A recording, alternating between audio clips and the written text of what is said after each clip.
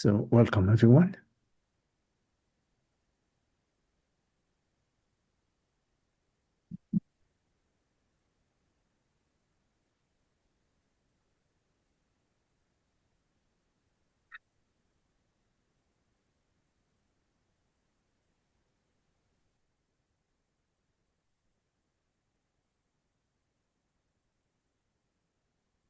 Is there too much glare in the image, or is it okay?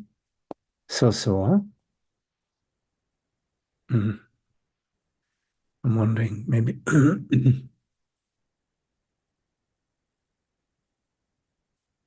is this maybe a little bit better? Not really, no? Okay. Well, uh,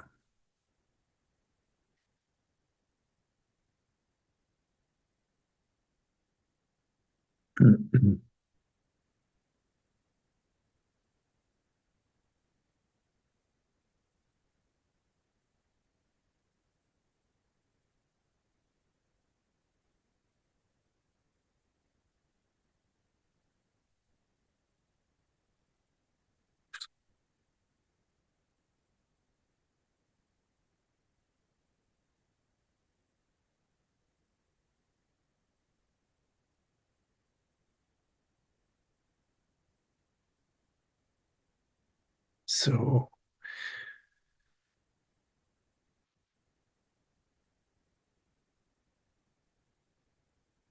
welcome yourself.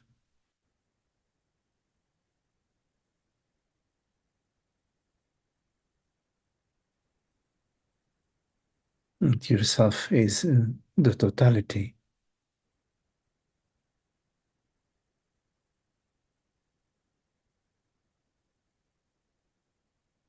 So, in welcoming yourself, you're welcoming everything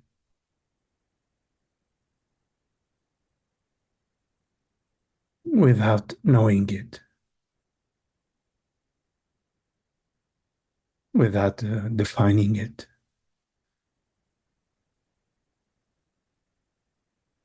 without categorizing it.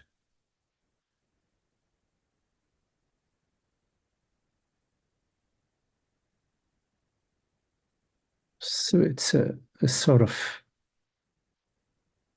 an open welcoming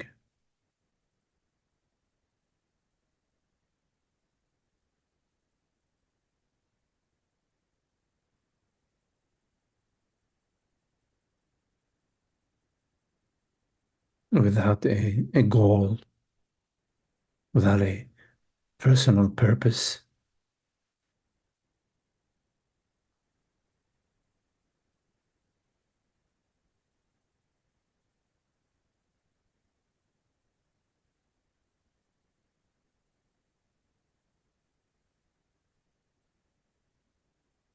In such a welcoming, there is an alignment with our true nature,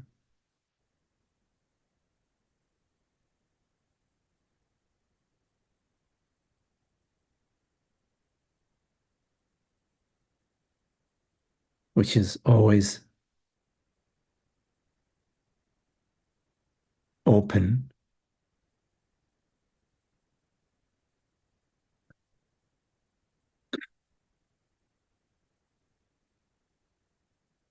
this borderless presence.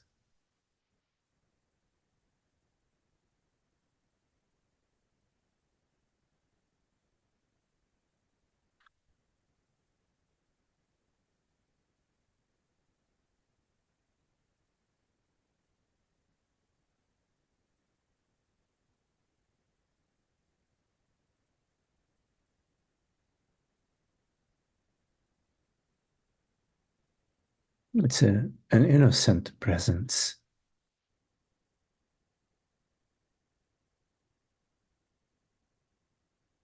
fresh,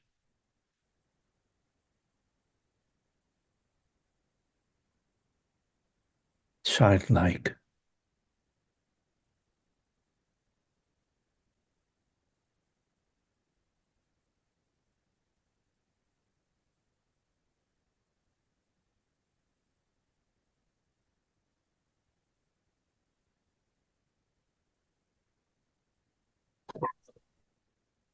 And we are invited to this peaceful awareness, which is always on board, always on.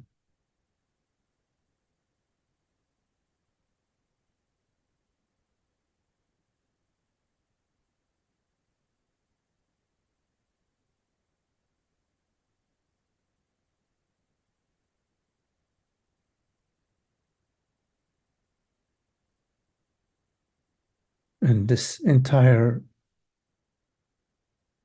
dream of a human, the human dream, is about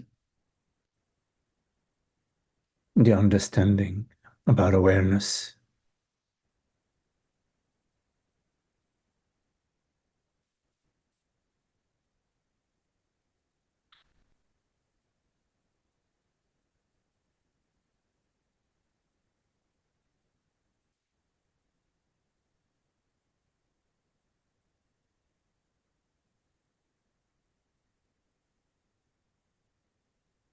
Which is the understanding about reality, about truth, about love.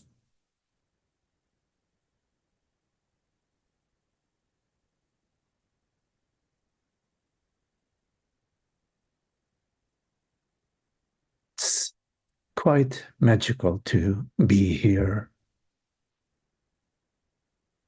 meaning to be aware.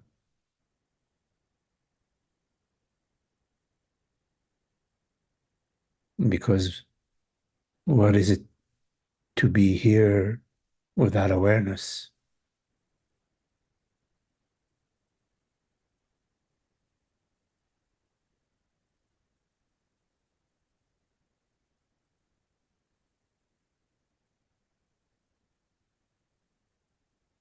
And that's the big secret.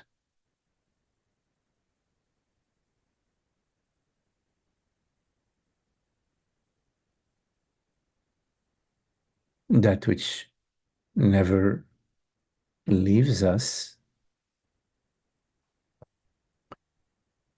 that which is and cannot not be. This ordinary awareness is the big secret.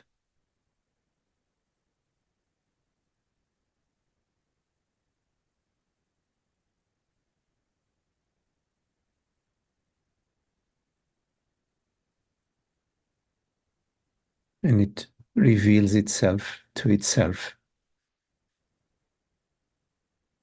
whenever we are aware that we are aware.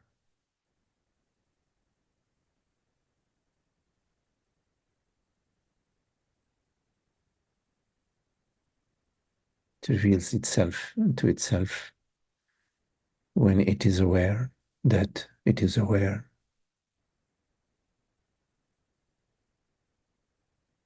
And that it is the only awareness in town.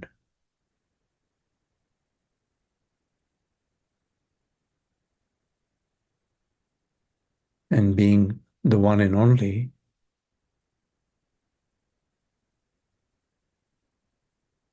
changeless aspect. And it is the one and only reality.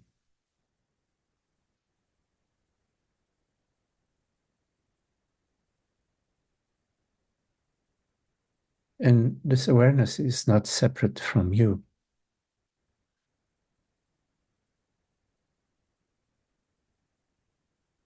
because it is you that is aware.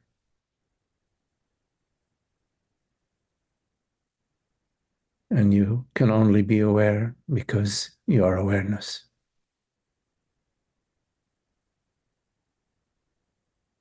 You couldn't Be aware if you are anything else than awareness. If you were non-awareness, you couldn't be aware.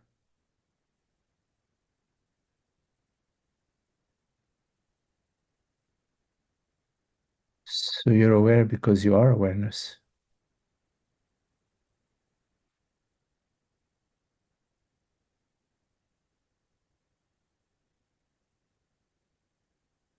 And we are here to make this discovery and to navigate deeper and deeper within this understanding.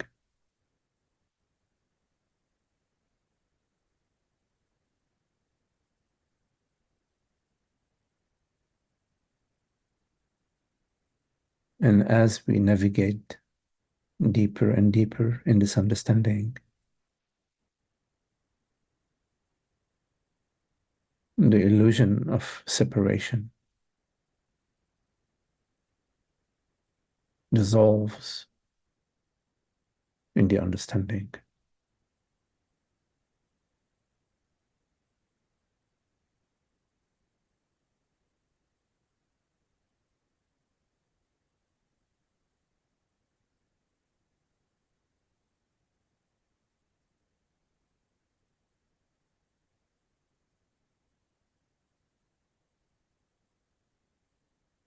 And this understanding belongs to awareness, belongs to you.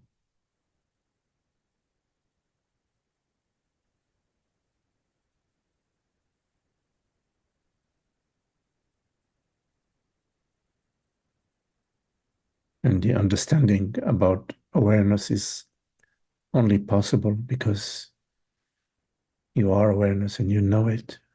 You know awareness because you are it, or else you could not understand it.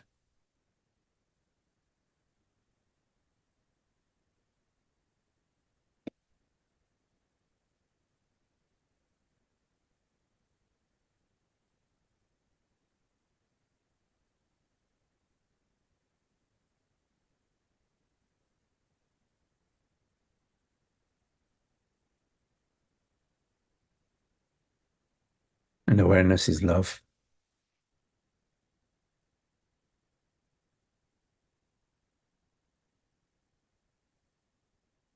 Because love is non-dual and awareness is non-dual.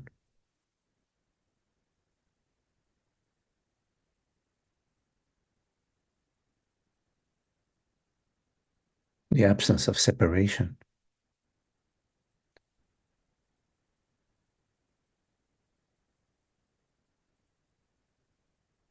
So whenever we love, we recognize love, we are recognizing wholeness, we are recognizing oneness. I recognize myself as yourself.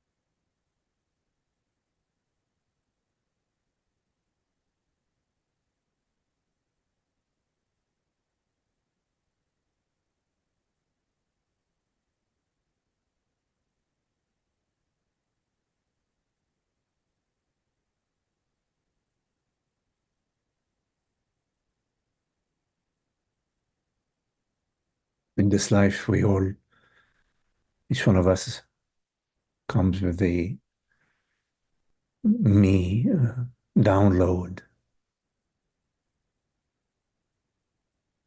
So many versions of the same belief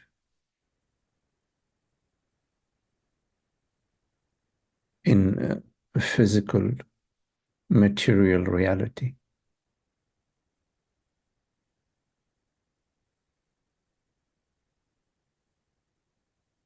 But we're also come endowed with intelligence and reasoning and capacity for introspection and contemplation,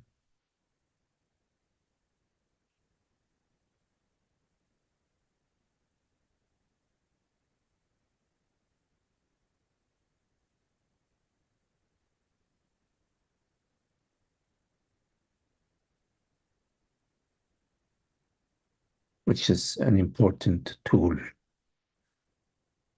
for awakening from the illusion of separation.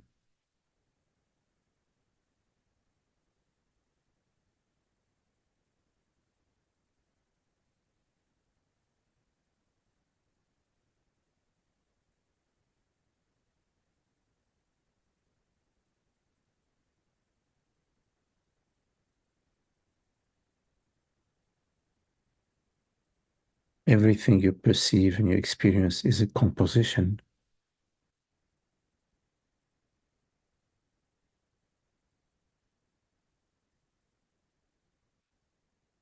like an artist composes various pieces of art, sculptures, paintings, musical symphonies.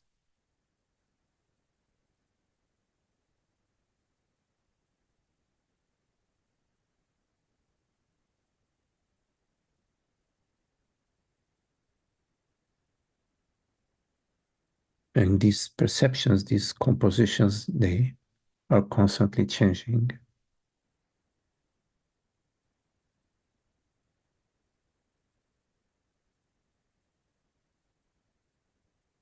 Which is quite astonishing.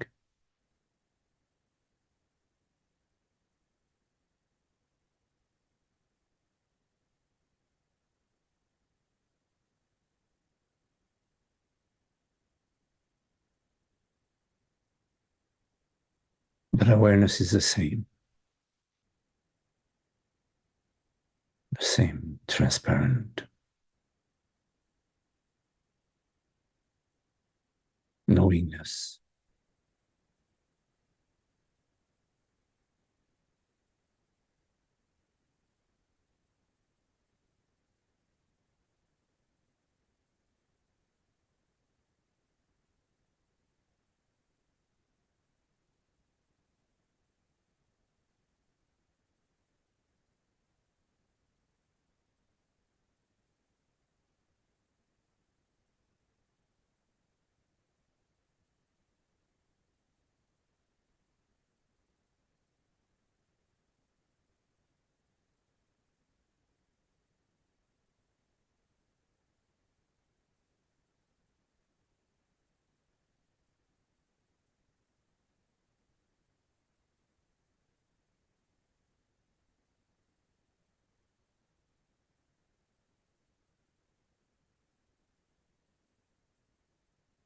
It is freedom.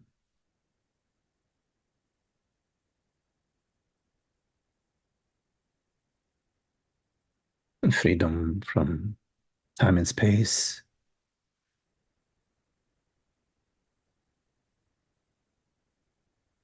freedom from psychological concerns and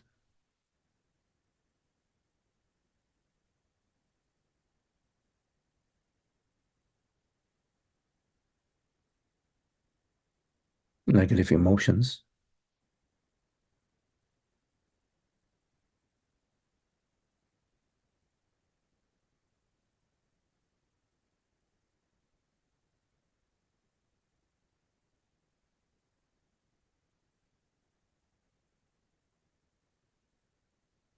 It's a brand new life.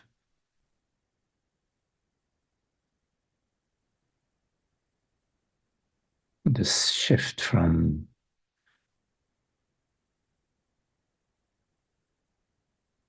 the personal self to God's being.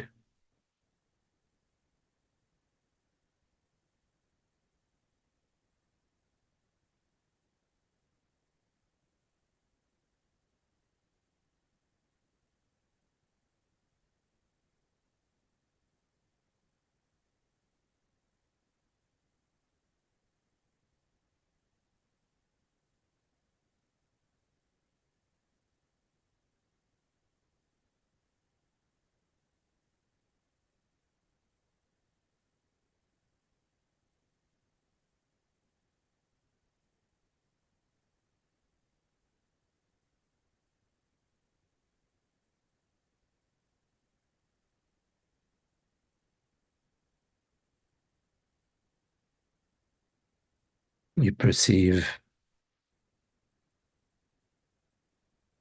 all sorts of body-mind events,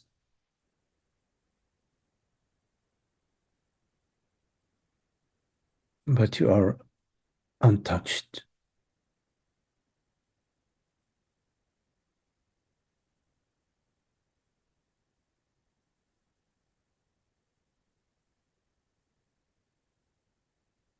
Because your freedom, your being is established in itself. It's not dependent on the past or the future or on any condition.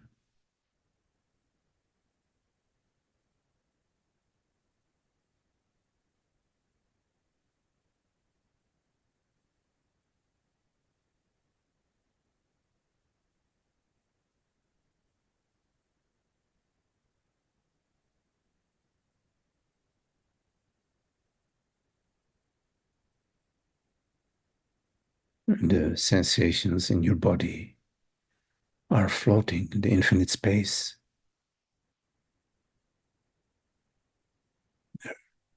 infinite space of awareness,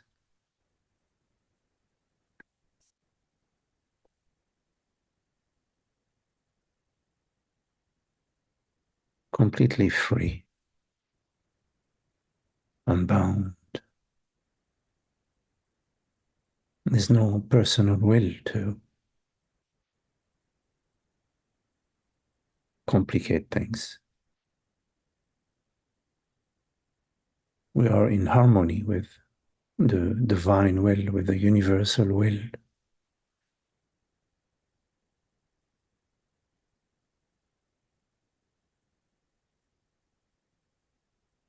because we are completely not knowing.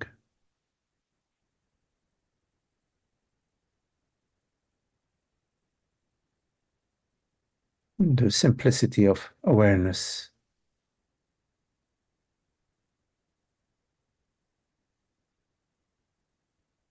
directness.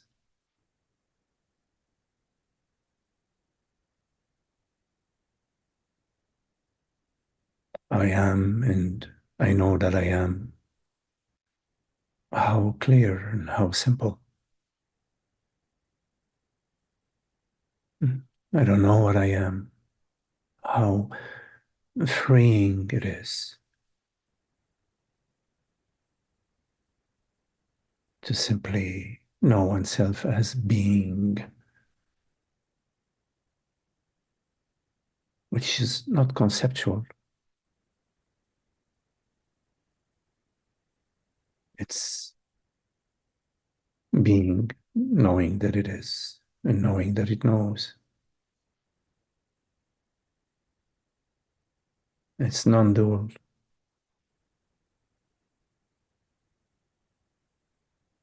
It cannot be captured in words or by the mind in any way.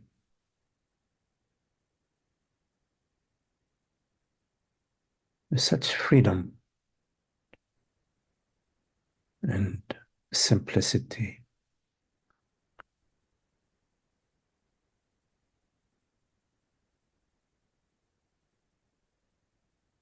Because the mind complicates things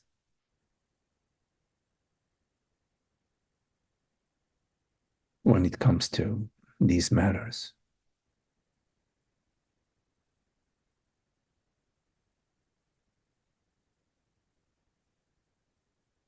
How uncomplicated, how simple, how clear, and how pure is a smile, a giggle, a laughter,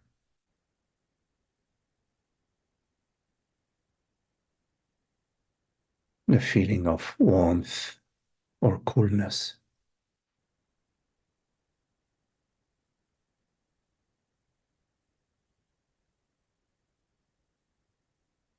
The absence of any resistance.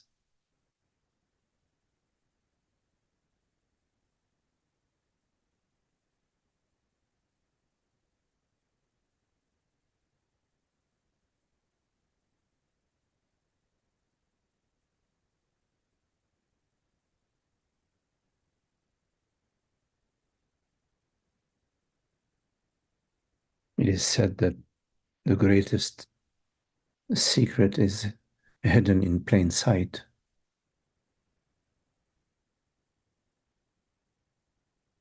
The screen of awareness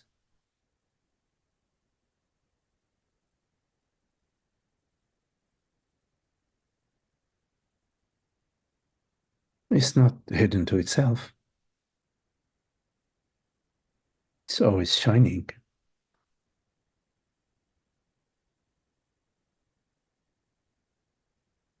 I know I'm aware. How complicated is that?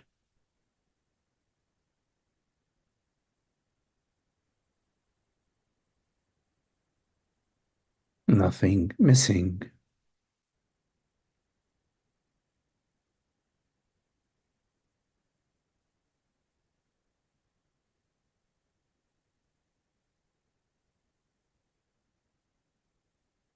Because in the now, in presence, there is no past and future.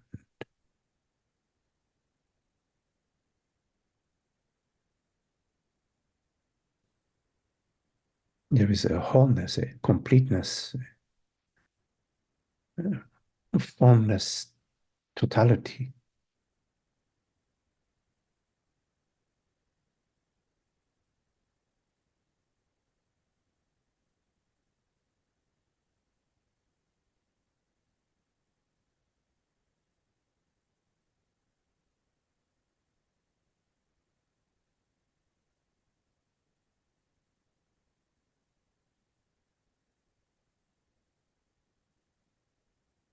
It's always there.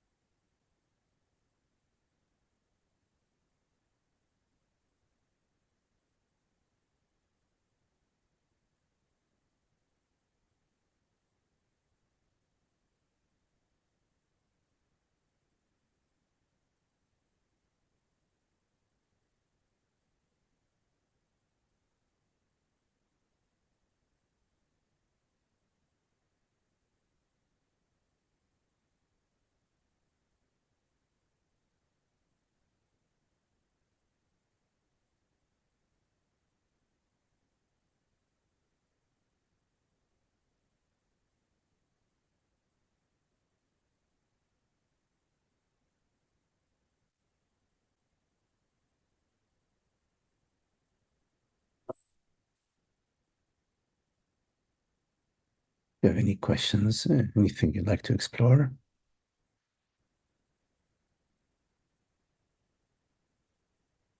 make sure you unmute yourself.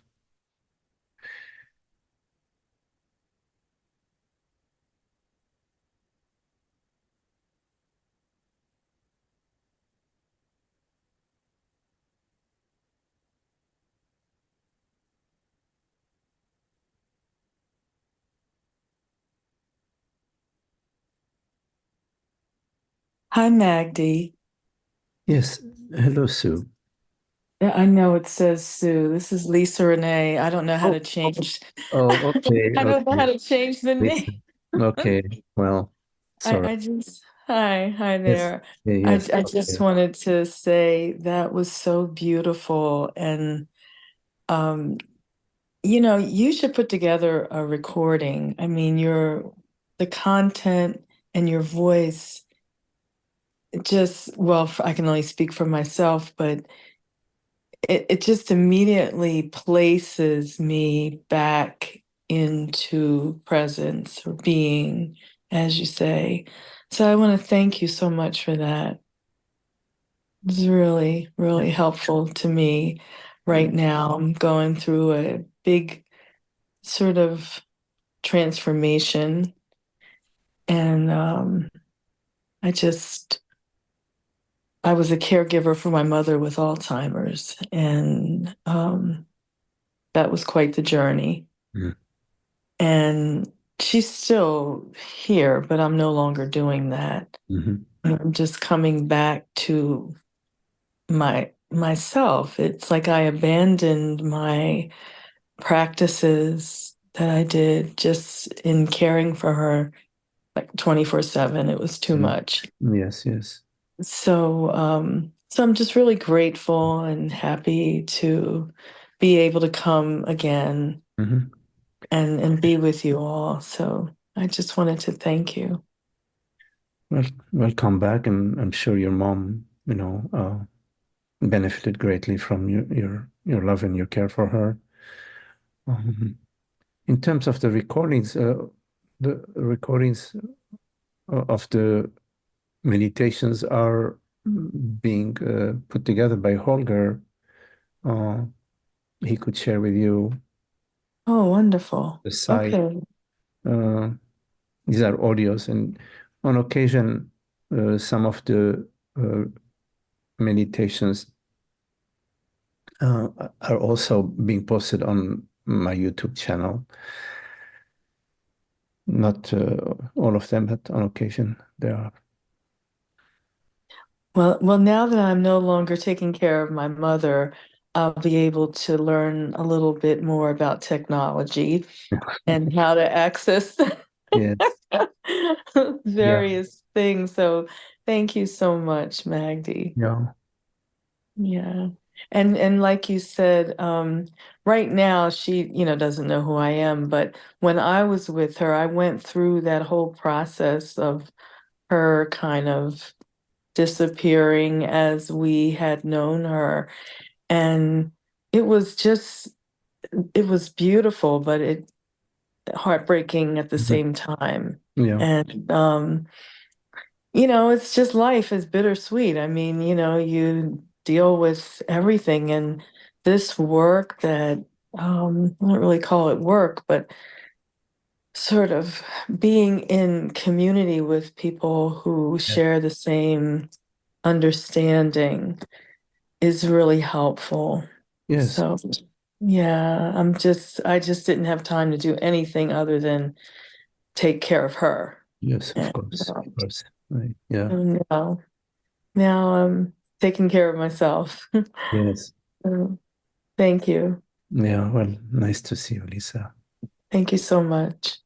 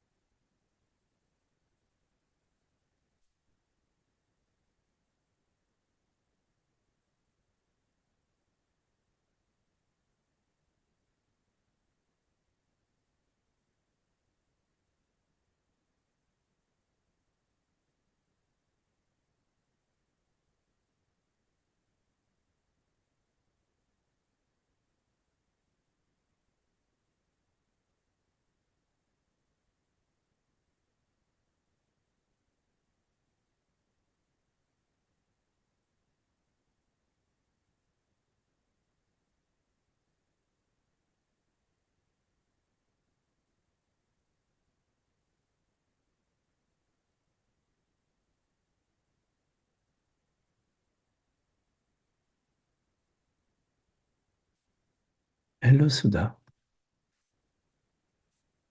Hi, Magdi. Hello. Thank you for, giving this opportunity and the time and beautiful investigative meditation opportunities. I've been trying to just go to the truth of my experience of the world, the perceptions, everything. And then even when I say I, if I drop everything, I. And I have come up with two fundamental building blocks that's common in all of them. Like there is presence or being. If I drop all the labels, concepts, the mind out and everything, for lack of a better word, if I go to the raw experience and just stay with it and then come up with a term for it, I try my best not to be influenced by what I've heard or learned and just say, what is it? I will call it. Of course, there's an influence. So I call it presence or being, and then there is knowing or there is knowing or understanding. There is always this existence, and there's always that's the presence I'm calling, and then there's always the knowing of it. There is this awareness or knowing of it. Those are the things that I can experientially confirm with when I try to say experience I or experience the world, both. The question I have is this could be, because I don't think you've used this term Satchitananda much, but I know once you mentioned it. So I've studied Advaita the traditional way, and then your true nature is Satchitananda. So I have been trying, somehow my mind wants to compare my experience with what that Satchitananda is. So I get Sat as the existence, Chit as knowing, but I feel like I'm missing the Ananda part. Mm. So I'd like you to talk about it. If I don't even know, maybe I've created something in my mind thinking that's what Ananda is. I don't know, but I'd like you to talk about it.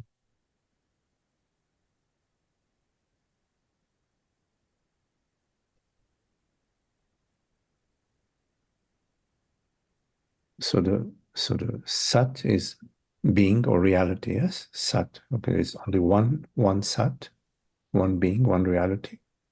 Mm-hmm. And this reality is knowing. It's Sat Yes. or not two. The one this Yes.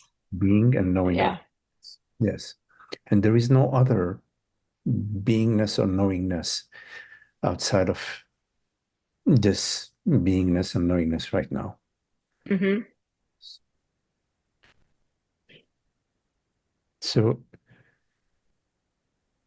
Ananda is, you could say, bliss. Another way of saying Ananda is our true nature. Our true nature is void of duality. It's void of sense of separation, of sense of lack, of negative feelings, feeling unloved, or it's the absence of separation is our true nature. Now, there is a misunderstanding about bliss. Mm. When you are travel, long journey is tiring. You arrive home after a long journey. You're very happy to be home. You say, very happy. Yes. And so you come home, you make yourself a dinner, or you have a good, you need to rest. You know where your room is. The room is nice, and your home is nice and clean. Or in the bed, you rest. You have a good night. But a few days later, a week later, or even 4 or 5 days later, depending on the length of the trip, you're just home. You're home. That's right. As well, you walk home, you know your bed is here, open the refrigerator, you prepare yourself, whatever you need to prepare. It's ordinary mind. But it's different, it appears different at the mind level from the first couple of days when you came back from the trip, because there was the impact of the travel, the days that you spent in traveling, and then coming home, there is a shift. So bliss includes is those few days where you felt, wow, so great to be home.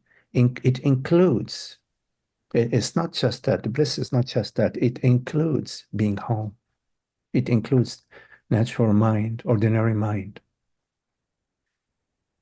Because the ordinary mind that we're speaking about is the mind which is at peace.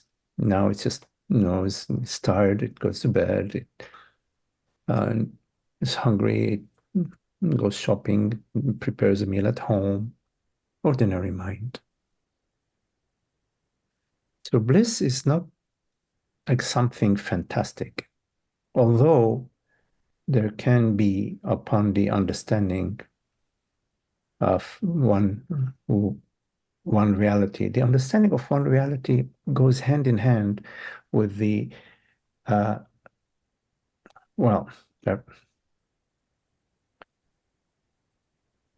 doesn't necessarily happen in one shot, but it can happen across many glimpses. That it goes hand in hand with, I am not a story in time and space. I am not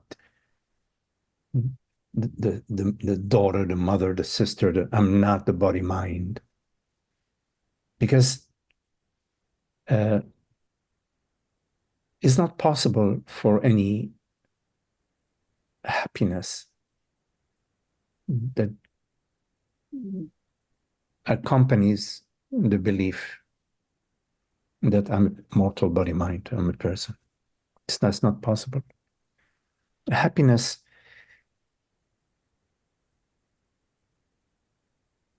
is revealed in your freedom from your belief to be a person, to be a mortal entity.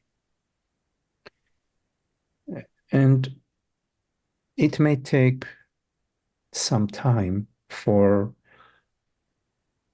that belief to become completely or mostly absent from your body mind. It may take a while.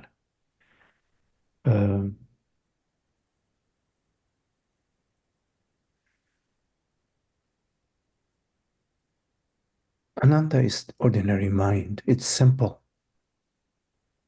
It's another word for Ananda is happiness or peace. Or yeah, there is peace. I can verify if I have to give it a name. There's a calmness, peace. There is no sense of lack. So what is, if there is no sense of lack? what are you talking about? What is your, I mean, question? and I'm just saying, somehow maybe I had imagined this to be an exhilarating experience where I connect with my true self. Yes. Without any conditioning, and maybe my mind had created. Body mind is always going to have some conditions. There'll be, at the level of the body mind, although things get much better because you're no longer having the psychological negative emotions and the mind is more at peace and at ease. Still, there are difficulties at the body mind level. There are difficulties. There can be situations that are difficult to maneuver. Business relationships may be difficult. Relational family relationships that may be difficult. Health situations that may arise. So that is has nothing to do with what we're talking about, because the issue with the body-mind is not what's happening at the world body-mind, it's our resistance. The problem with the world body-mind is the sense of separation, is that there is somebody, the belief that there is somebody that is being impacted, that I am the body mind that is being impacted by the events in the world body mind. So that once you are free from the belief that whatever is happening to the body is happening to you, then, or whatever is happening in the world is happening to you, once you are free from that belief, your relationship with the body, with the events in the world body mind changes. You're more, you're participating in the events, you're taking care of whatever you can take care of, but there is an absence of, oh my goodness, something's at stake for me, or for my tribe, or for my family, or for my, coming back to this extraordinary, the idea that ananda or bliss is, an euphoric state. Again, as I said, there can be moments of euphoria or moments of more elevated sense of happiness, more joyful moments, in your understanding and in your life. But you cannot run an engine on high gear all the time. It burns out. Sometimes it's high gear, because there's certain situations, but usually you just drive in the car in drive. You just put it in normal drive. You don't need to put it in those higher gears. Happiness is a little bit, it's like peace. You said, yes, you have the experience of peace, so therefore you have the experience of happiness, because you cannot separate them. Peace and happiness come hand in hand, because happiness is the absence of the sense of lack, and the desires are more celebratory, or they're more contemplative, or more practical desires. And peace is the end of the duality. It's the end of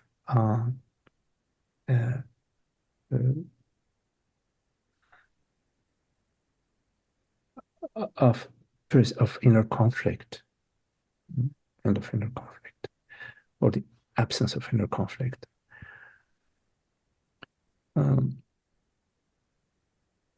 As often there are people who have profound glimpses, and every glimpse has an impact on the body-mind. Some glimpses have a more pronounced impact on the body-mind. And there is a risk of confusing the glimpse, the understanding, what the glimpse delivered, with the impact on the body-mind. And when there is that confusion, one of the effects is that we become seekers of that body-mind experience. We are seeking, or remembering, and trying to repeat this impact on the body-mind effect.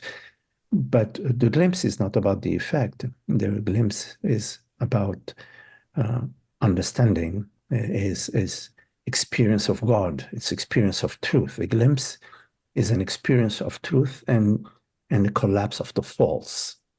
I said the understanding delivers to you, the glimpse delivers to you something that is non-phenomenal.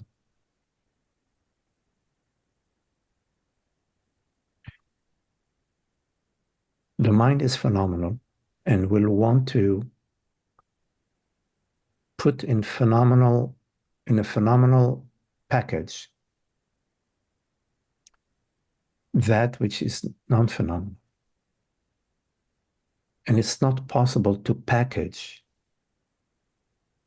the noumenal.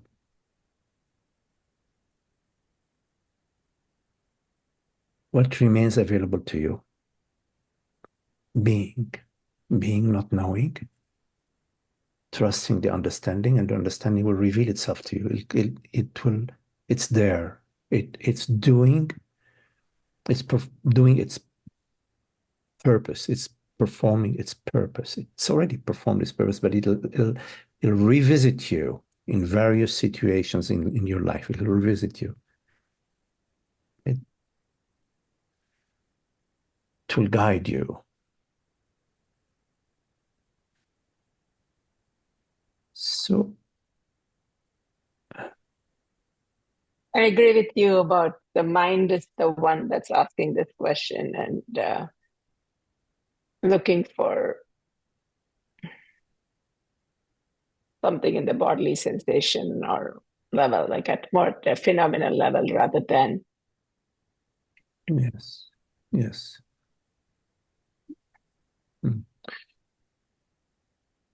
If you give the reality or the truth, yeah. If you give the mind something to chew on, it's gonna come back for something else to chew on. It's true. And it's just that I thought I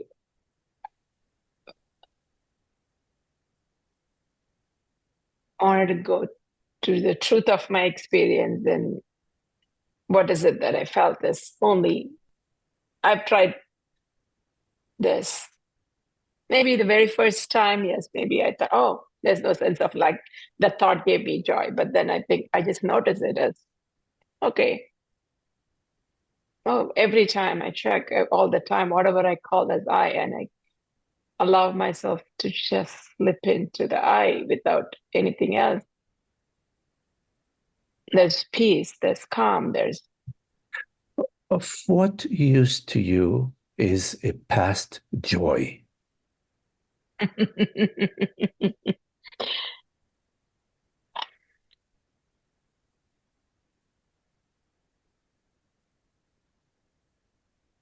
No, I want to be joyful all the time. So I'm thinking being joyful means a certain way. That's why this question comes. You're thinking of a past joy is a certain way. I mean, what way is there? In fact, really, what way is there outside of this way? Now, what is this way right here, right now?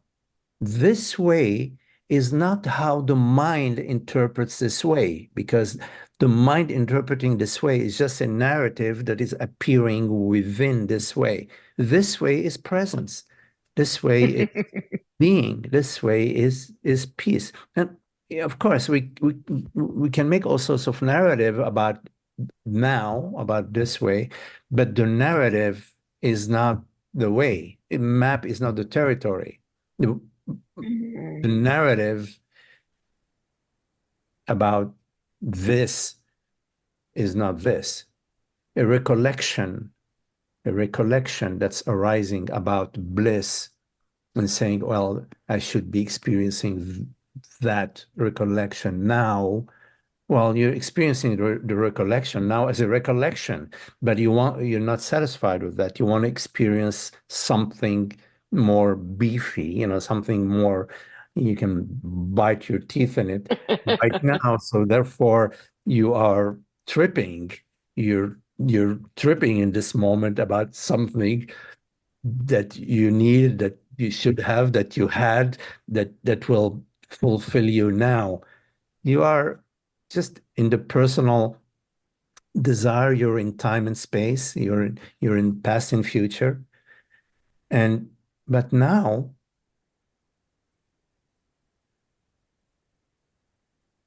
is Satchidananda. Now is complete by itself all the time. Yes. Thank you.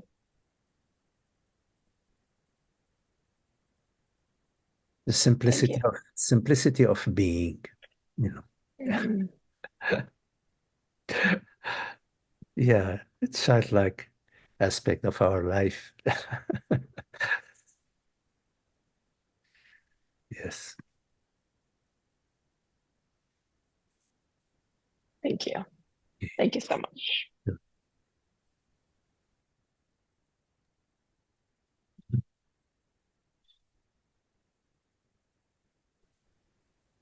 We have to let go of the past. Really let it go. Let it, because it interferes with being, with presence. If you're not letting go, the past may arise as a memory. That's not an issue. I'm talking about holding on. I'm talking about desiring, wanting, seeking, lacking. You have to let go. It's not holding on to you. You're holding on to it. Let go. Open your hand.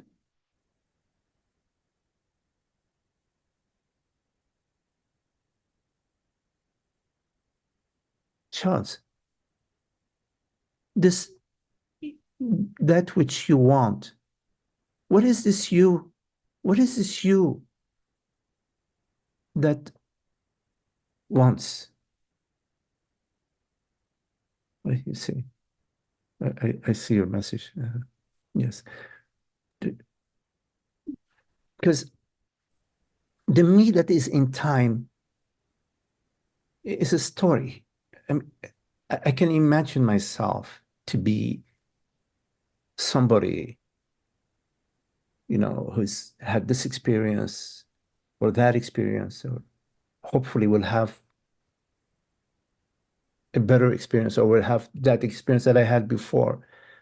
But all of that is just thoughts, a narrative, a story, giving power to what? What are we giving power to? We're giving power to thoughts and some juices flowing in the body. We're giving power to that. And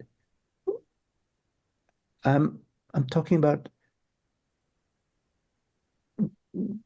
give power to being, to this ordinary awareness, to reality, to what is it that is real right now in your experience. Thoughts, memories, desires are like they're passing through as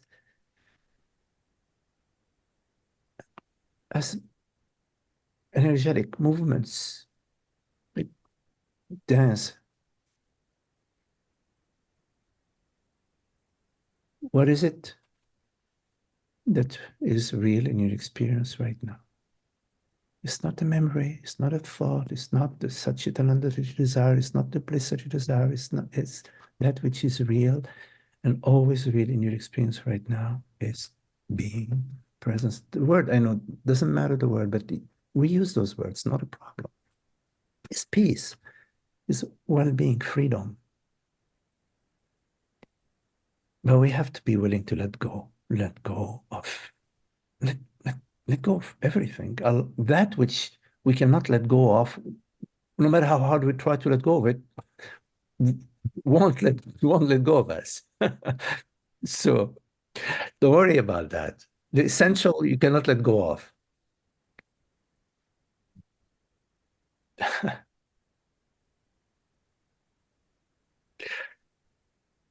You cannot let go of yourself. You cannot let go of awareness. Awareness, it's isness, that which cannot not be. I think for me, that feeling of love can translate to my everyday expression in the world. You know what I mean? Sometimes when I don't feel that love, I'm less likely to be expansive in that way in the world. And maybe that's what I'm saying when I like. Maybe it's the other way around. Maybe the more you express it, the more you feel it. Yeah. I get what you're saying. I get what. Right. Huh? But fake it till you make it. But that's hard for me. It's you You want know, authentic. there is this fellow I heard about. He had a teacher. He was in China, and so his teacher gave him a practice. His practice was to go down to the village every day and see the good in everybody, see the good in everybody he sees in the village.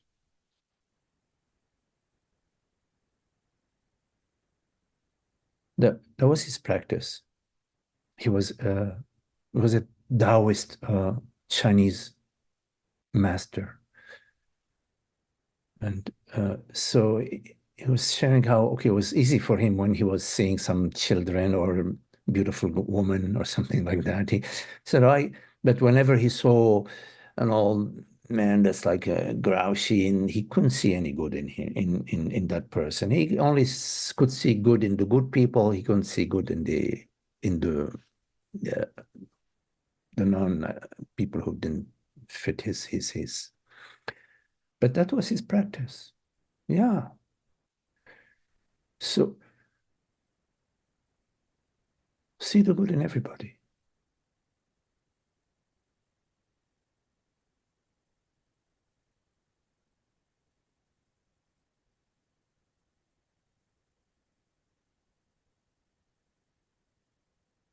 I was sitting in the lounge earlier, and I wanted to go up and kiss everyone and hug everybody. There are like hundreds of people. I have a tendency, okay, I grew up with 6 brothers. We grew up in the Middle East. We hug and we hold each other and we kiss easily. So it's part of my download. But I did feel like I wanted to, everybody is so beautiful. In spite of whatever journey they're going through, whatever they're experiencing, whatever, who knows, it's like us. I mean, we go through sometimes such difficult times, sometimes depressing times, sometimes we're angry, we may experience depression or whatever.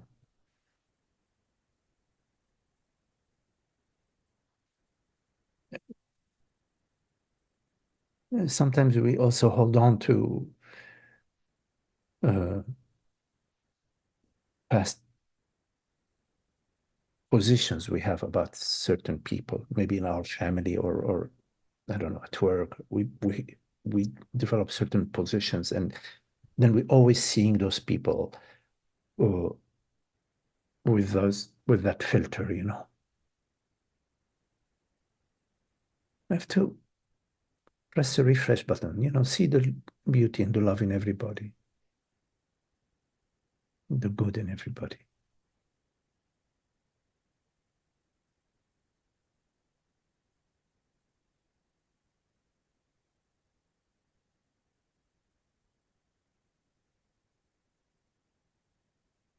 And the good in yourself, because you are God's being.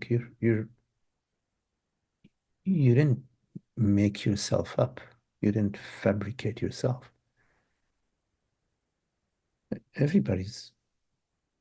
We are God's children, as this metaphor in religious language, Truly, I mean, truly, not like make believe. It's true. We're all universal being. And our true nature is not flesh and body and the race, our culture. And that's no, true being is beingness itself. We're the same beingness. How can we not love each other? How can we not love beingness in each other? The beingness in each other.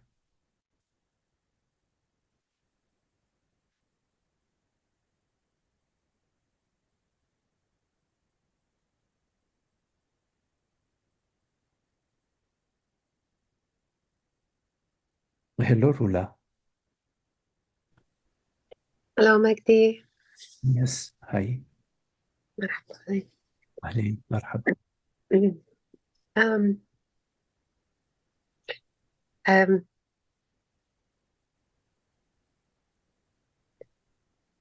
I am struggling a lot today, so sorry.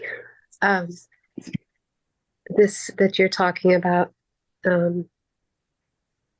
seeing the being, the beingness of the other isn't other. Yes. I've had glimpses of that, like intense glimpses in the past. For example, my son or anybody realizing that his sense of being, his sense of I, not the idea, but the aliveness must be identical to mine, cannot be any different than mine. It is the same one. And I think, like Charles was talking about love, and this is the lack of separation. I mean, what else is love but the end of that division, seeing that there was no division. But over the years, I feel like something strange has happened where, because like I love animals and people, and I'm also very, warm and oversharing and all, like all very, Yes. but I feel like over time I've almost become more detached, even to the animals that I love, even to a certain extent. Not like family. I don't know. There's a feeling of disconnection. Mm-hmm. I'm very aware that this center, the self, is still here. I mean, the identification is still here, and yet I can, at the same time, there have been many glimpses, so I have a sense of this beingness as well. Mm-hmm. But it causes a lot of conflict, inner. I don't know, this juxtaposition, this feeling of detachment from the world, almost like I'm in a dream. Yeah. So often I feel like I'm in a dream, and this, I know that there are also conditions that can be psychological or that can be, uh, physiological. But this feeling, this sense, is, makes you feel alone sometimes, even when you're with people that you love. And I guess I don't know what I'm really asking. I guess I just needed to talk. I understand. I hear you, but what makes it a problem? What you're sharing with me, that this sort of feeling a certain, I don't know, I forgot the word you said, but the distance or feeling alone. What makes it a problem? That's I mean, it's so clear to me. What makes it a problem is that I feel like a person that is happening to. I feel like I am alone. Like I okay. need something, lack something, want something. Yes. And even though letting go is always, or even when you say like what's always here, or what's the only reality that is in your experience, this triggers something for a moment. It's clear what is always here, but again, Right. Rula, this me, the me, well, is always alone, because me means a separate self, right? Me means this body mind, and your body mind, my body mind, his body mind, they're separate. So it's not possible for me not to feel alone. But that's me means I'm alone and I'm going to do my best to join a tribe, to join a group, to join an organization, to join a family, to have pets, to get things that that band-aid things, band-aids that will make me with alone thing, entity, whatever, to feel less alone, or on occasion to feel, oh well, I'm not alone now. I'm sharing the love with the dog, or I'm sharing the love with my cousin. I'm sharing the love with, but you cannot squeeze get orange juice out of an apple. I mean, it's a silly metaphor, but the me, by its very definition, is going to come hand in hand with all sorts of negative emotions, including feeling alone, feeling isolated, feeling out of sorts. So we have to accept that. I mean, we have to grow up, okay? We have to realize, okay, fine, I get it. It'll be silly for me to be a me and to be complaining about feeling alone. I have to accept that for myself, okay? So I accept it. Say, okay, it's a package deal. I am going to, on occasion, hopefully not too often, but I don't know. I can't control it. I'm going to feel alone. I'm going to feel angry. I'm going to feel sense of lack. I'm going to feel depression. It's all the negative emotions come hand in hand with me, right? So I accept it. I accept this. Okay, this is fact. Now, something else is also available to me. And this is what we gathered to talk about here. What is available to me? It's available to me to explore. I'm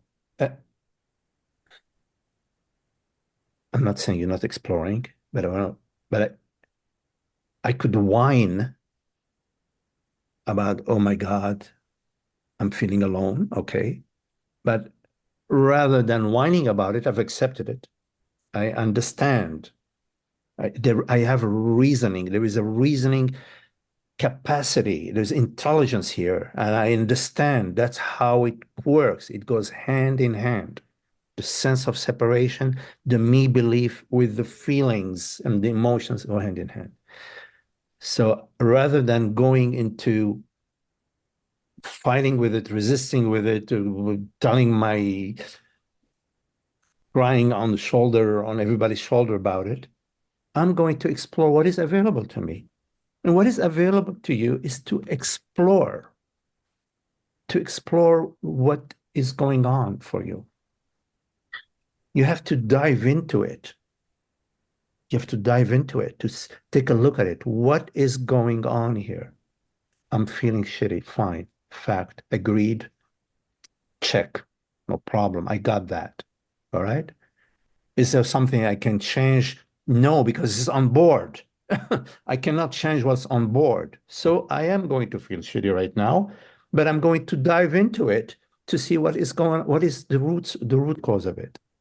And the root cause of it is that I am in me. I am Rola. I'm a person. There is no dancing around it. You've got to go there. Even if you've gone there 1,000 times, you're going to go there 1,001. Now this is time 1,001. You're going to go there. I am Rula, okay, and I'm blah, blah, blah, fill in the blanks. And then there's a question, is that true? Am I this, whatever I'm telling myself, whatever my thoughts or my feelings are telling me that I am, or am I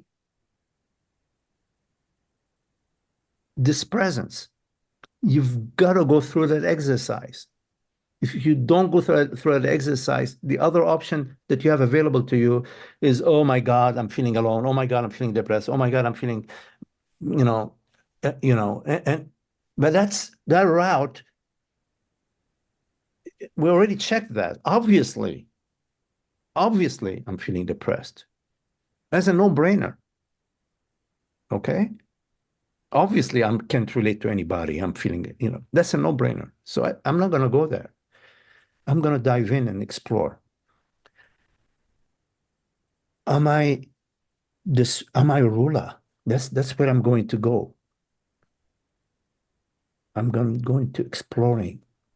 Am I what I believe myself to be? Am I my story? Am I defined by the sensations, the thoughts that I'm having? Or am I just perceiving those freaking thoughts and sensations? Perceiving them. I don't like them, but I'm perceiving them. I am the perceiver of that.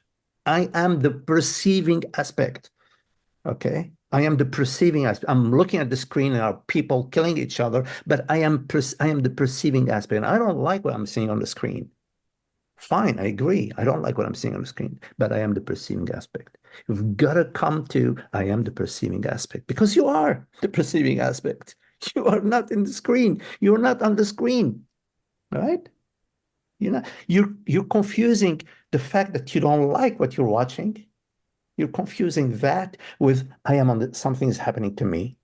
No, you're just seeing something you don't like what you're seeing.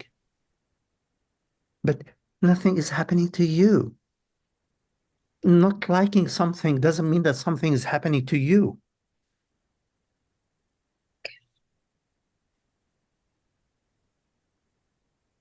Right? You gotta go to what am I truly? What is it that I am absolutely am? And it has to be now, not in the story, oh, well, I am, beautiful person, compassionate person.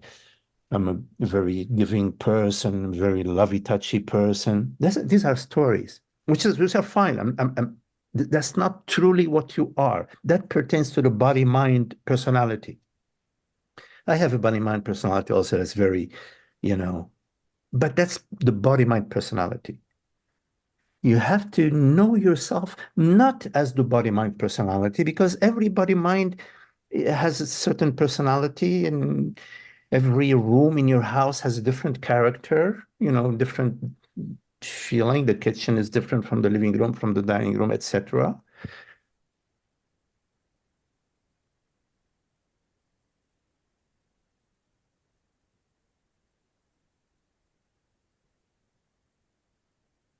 But you got to own what you are, what you truly are, not the storyline, not to simply define yourself in time.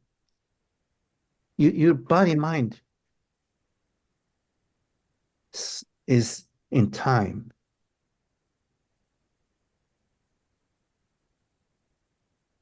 But awareness is not in time, Rula. And we are all the same awareness. And what you're looking for is available to you via the understanding about your true self. Not what you've experienced in the past. Forget about what you experienced in the past. Even if you experienced great glimpses in the past, that's good. They're there. That's why you are in this meeting. That's why you are here. You wouldn't be here otherwise. You would, I don't know, be in a group therapy, or I don't know where you would be. But you are here right now. There are glimpses and understanding that you have. Otherwise, you wouldn't be here. So you understand what I'm saying. And this is relevant to you.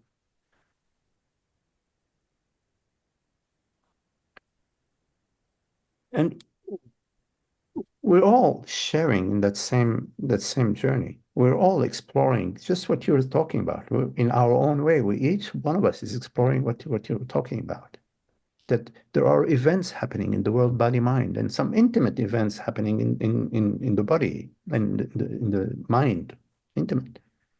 But there's still events. There are still events appearing to you. They're not something happening to you. There's a difference. So, Rula, you do your best with the body mind. Make yourself a cup of tea, sometimes a mint tea, makes you feel a little bit better, for a walk in the park. But that's at the body mind level. Above all, recollect what we're talking about here and come to presence. You are the reality which perceives. That reality which perceives is not a female reality or a male reality. It is not a 30-year-old, 40-year-old, 7-year-old reality. The reality that perceives right now is your true self.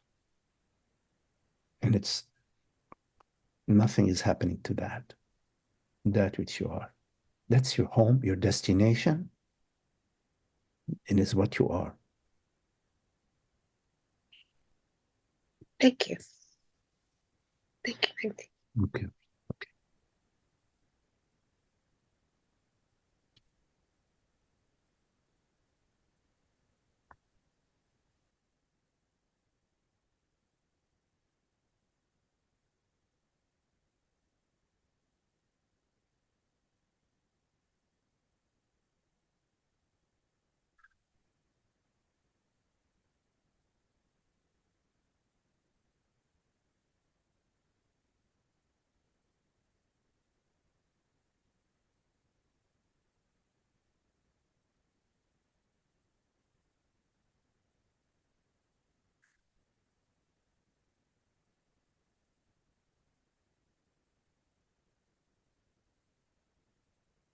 Any questions?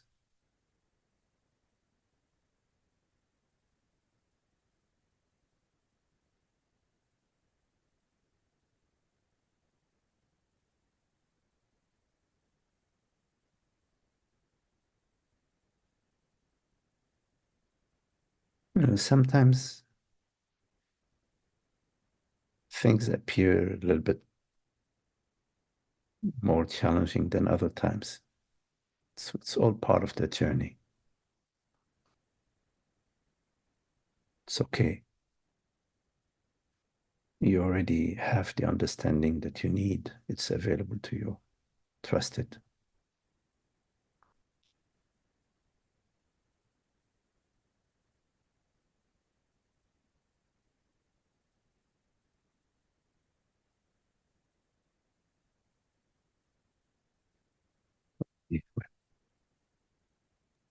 Very lovely to be with you all. Thank you for your love and your company, Julie and Patrick, Charles, Thank you. Rula, Thank you. Holger, Sudha, Esther, Lisa, Renee, John, Thank you.